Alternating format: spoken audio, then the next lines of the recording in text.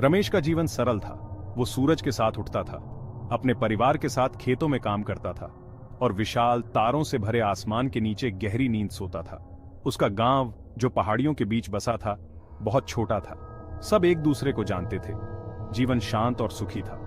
लेकिन उनके जीवन के किनारे पर एक अंधेरा मंडराता था, एक ऐसी जगह जो डर से फुसफुसाती थी।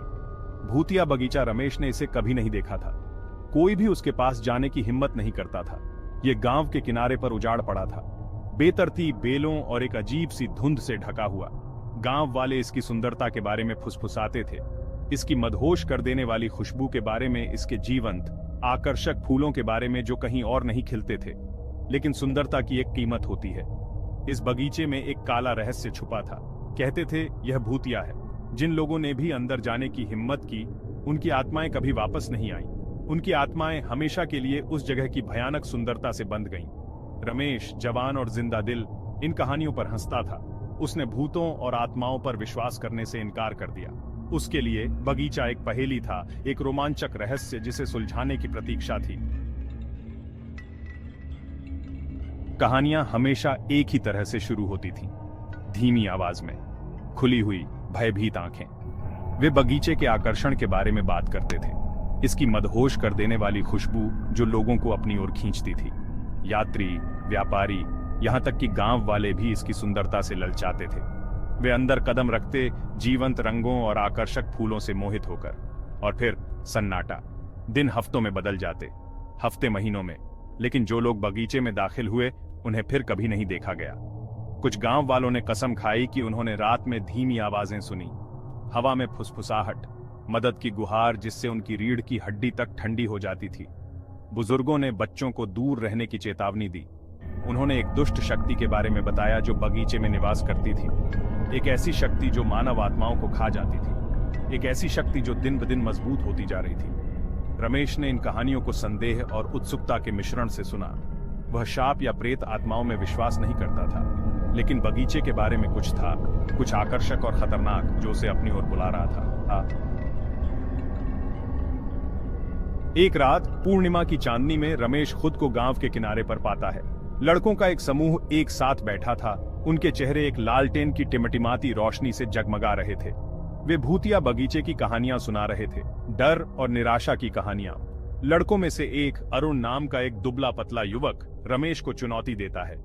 तुम हमारी बातों पर विश्वास नहीं करते हैं ना? अरुण ने उपहास किया।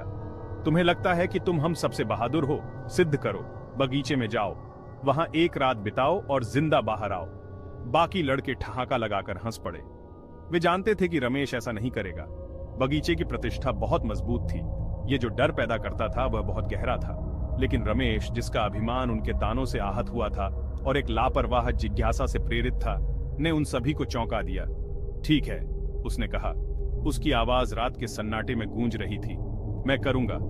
और इसी के साथ वह भूतिया बगीचे के अंधेरे की ओर मुड़ गया। उसका दिल तेजी से धड़क रहा था।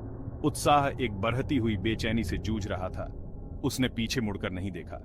वह नहीं चाहता था कि वे उस डर को देखें जो उसकी आंखों में झांकने लगा था। हवा भारी हो गई क्योंकि रमेश उस टूटे हुए पत्थर के तोरण द्वार से आगे निकल गया जो बगीचे के प्रवेश द्वार को चिह्नित करता था। खुशबू ने उसे सबसे पहले घेरा। एक मादक मिठास जो मादक और उल्टी दोनों ही थी। चांद बादलों के पतले से घूंघट से ढका हुआ था। आगे के उगे हुए रास्ते पर एक भयानक चमक बिखेर रहा था। उसने आगे एक कदम बढ़ाया। उसका हाथ कांटेदार बेलों की दीवार से टकरा गया। वे उसकी उंगलियों के चारों ओर लिपटने और कुंडलित होने लगे। उनका स्पर्श अजीब तरह से ठंडा और परेशान करने वाला था। हवा कीड़ों की भिनभिनाहट से भरी हुई थी।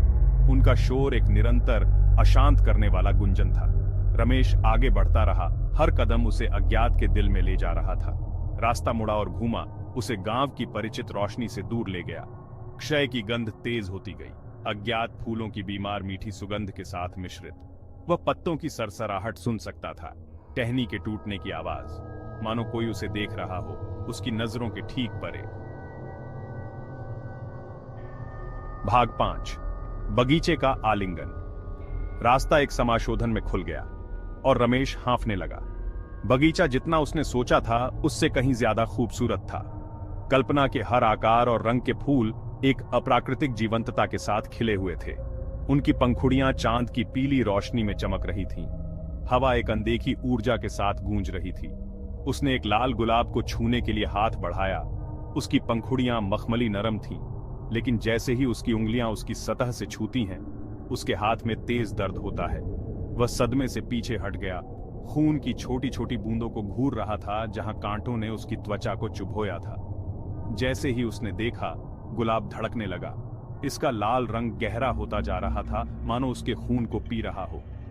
चक्कर आने की एक लहर उस पर छा गई। वह पीछे हट गया। उसका दिल उसकी छाती में जोर से धड़क रहा था।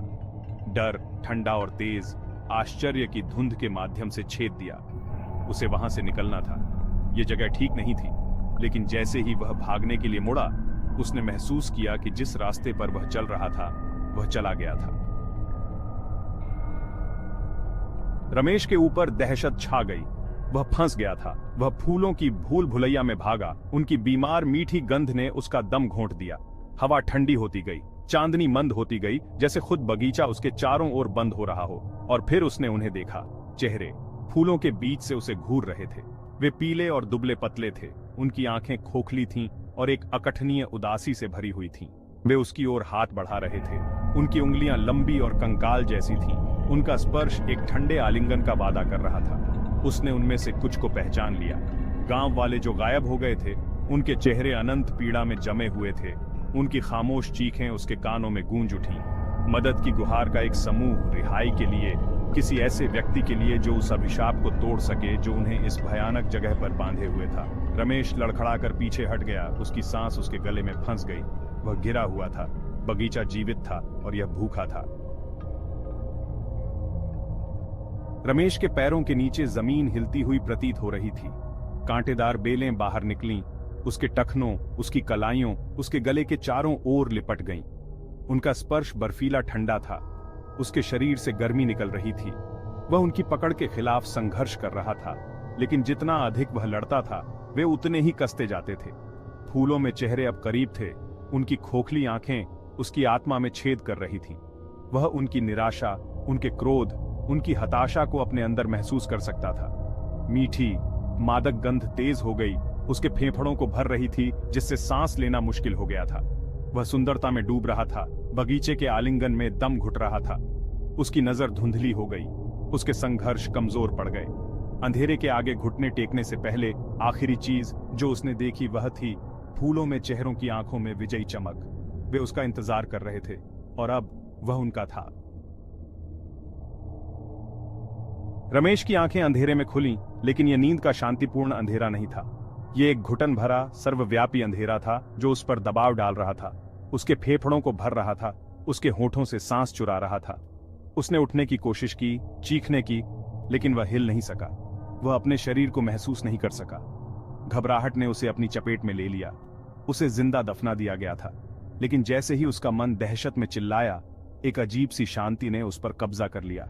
उसे एहसास हुआ कि वह देख सकता है, अपनी आंखों से नहीं, बल्कि किसी गहरी चीज से, कुछ ऐसा जो अब खुद अंधेरे का हिस्सा था। उसने जड़ों को देखा, मोटी और गांठदार, धरती से होकर निकलती हुई।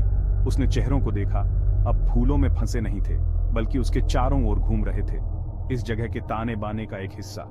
और फिर उसने खुद को देखा, या बल्कि वह क्या बन गया था। उसका शरीर पीला और बेजान, एक विशाल भयानक फूल की जड़ों से जुड़ा हुआ था। इसकी पंखुड़ियां बैंगनी रंग की एक डिस्गस्टिंग छाया बस खुलने लगी थी।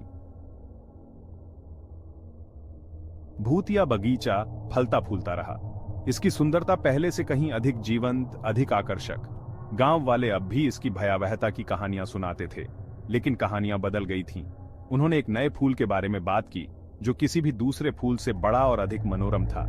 इसकी पंखुड़ियां, बैंगनी रंग की एक सम्मोहक छाया, एक भयानक आंतरिक रोशनी के साथ धड़कती हुई प्रतीत होती थी। और जिन्होंने भी पास से देखने की हिम्मत की, उन्होंने कसम खाई कि वे इसकी गहराई में एक चेहरा देख सकते हैं, एक चेहरा अनंत पीड़ा में जमा हुआ है, एक चेहरा जो उन्हें करीब आने के लिए इशारा कर रहा था। हवा में फुसफुसाहट तेज हो गई। वे एक नए संरक्षक की बात करते थे।